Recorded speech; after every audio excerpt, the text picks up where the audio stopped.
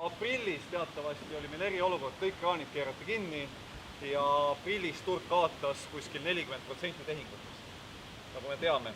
Alates aprillist, kui tehti 1180 korteritehingut, on turg kogu aeg tõusnud. Ja juulis oli 51% rohkem tehinguid kui aprillis. See on väga kiire tõus. Et kui ma siin paar kuud tagasi olin skeptiline, ütlesin, turg on 20% kasvanud, siis Jaanus ütles selle peale, väga hea, nii kiiresti on kasvanud 20%, nüüd on 51% kasvanud. Ehk me oleme kriisieelsest tasemest ainult 10% maas. Väga kiiresti on liikunud ülespoole. Kui me vaatame aasta algusega, me oleme küll tehingutes esimese 7 kuuga kaotanud 12%, siis kuna hinnad on tõusnud võrreldes eelmise aastaga 7%, siis me oleme kogu käibest korteriturul kaotanud 6%.